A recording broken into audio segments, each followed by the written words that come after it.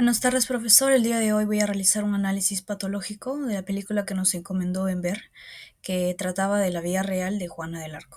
Es presentado por mi persona, Maite Jimena Valeria Polinario. Ok, como primer punto tenemos la descripción del paciente. Esta es una descripción breve y muy puntual del caso, que creo yo la mayor parte de la gente puede conocer y deducir. Lo primero es que ella nació en 1412.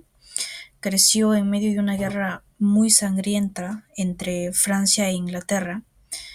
Ella lideró un ejército durante la Guerra de los 100 años, afirmando tener visiones divinas, tanto visuales como sonoras también.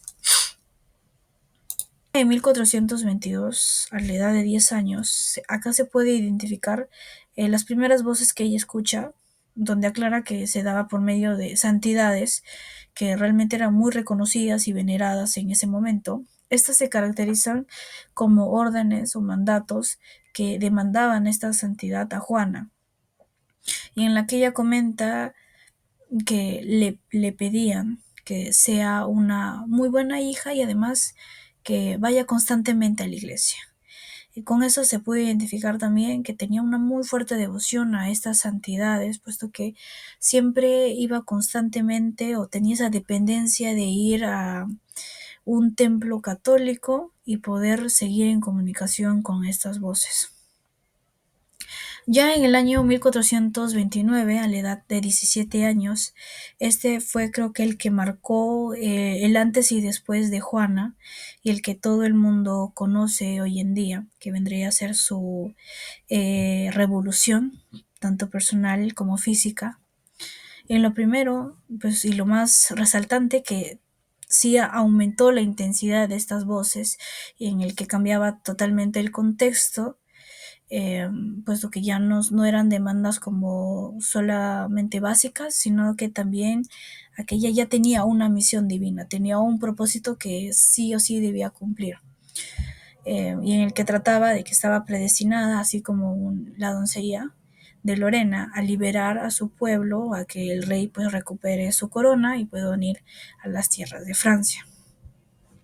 Asimismo, también se pudo observar muchas indiferencias con sus padres, ya que ella no recogía o no tenía el perfil que demandaba en ese entonces, en ese ambiente cultural, de una muy buena hija, sino era pues todo lo contrario, muy contraproducente a eso, ya que ella se inclinaba más por símbolos un poco más masculinos y no le daba mucha importancia a su desarrollo personal, sino a estas misiones divinas que le otorgaba su Dios.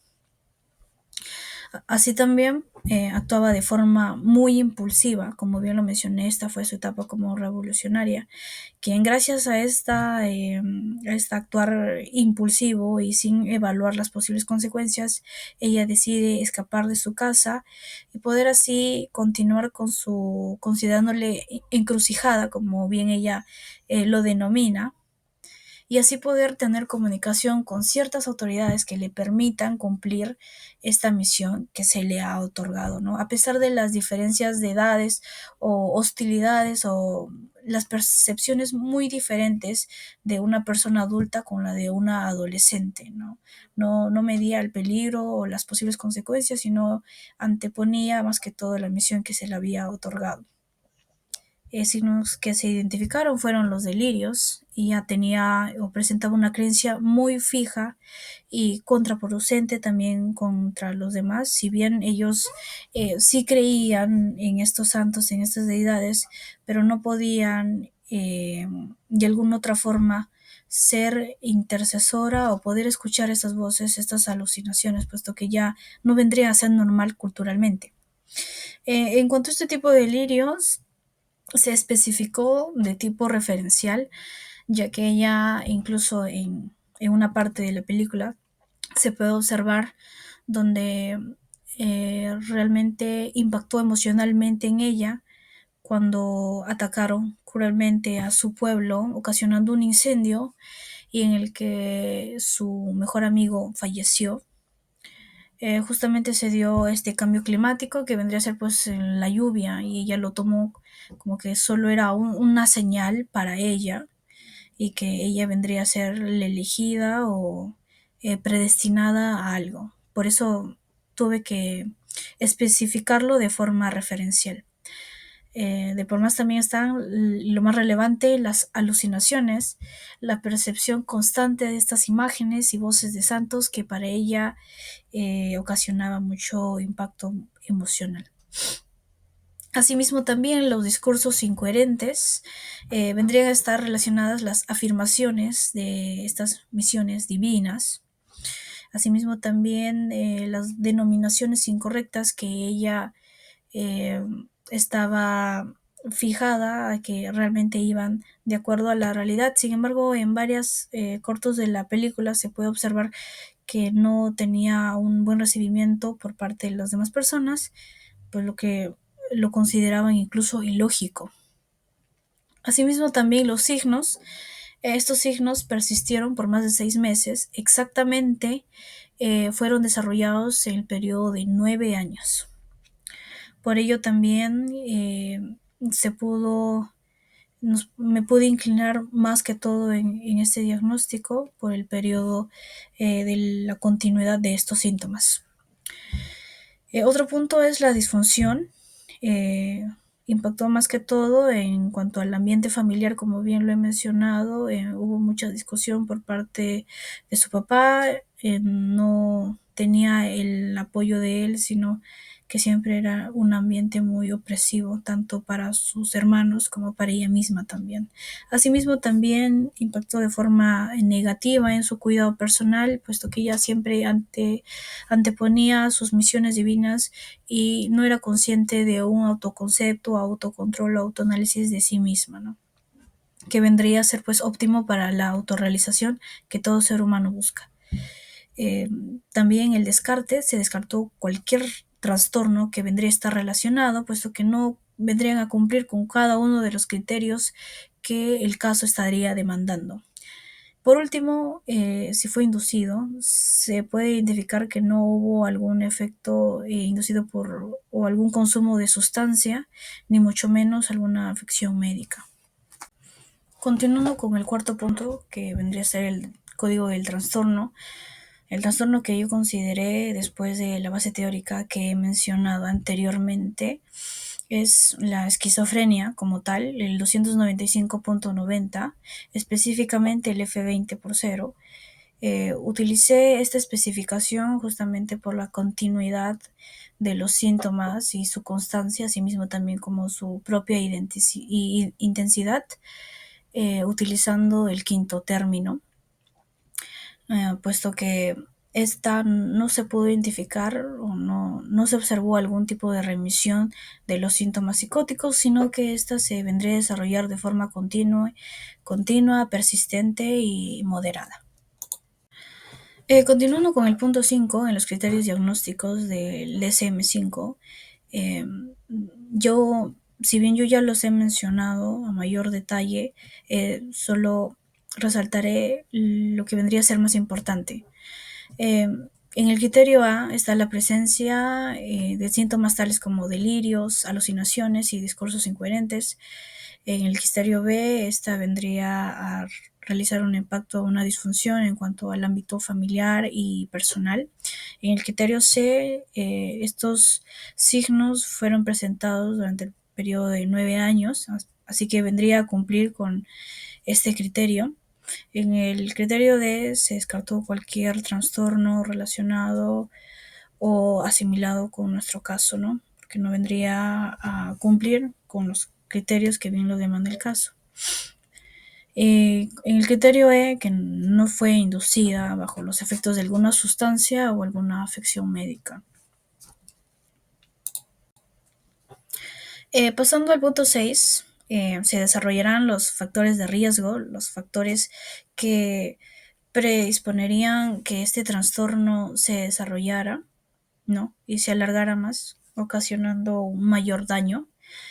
Lo primero y lo más resaltante de la película, la guerra entre Francia e Inglaterra, que sometió a mucha gente, donde ella pudo observar mucha crueldad. Asimismo, el fallecimiento de su hermano, de su mejor amigo, de personas que realmente ella apreciaba, vendrían a impactar cruelmente a nivel personal.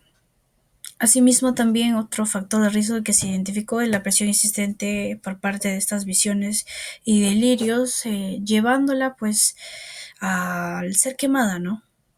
Ya que no consideraba alguna otra opción, sino que ese era el único propósito de su vida, alejándolo de sus intereses personales y de algún otro tipo también.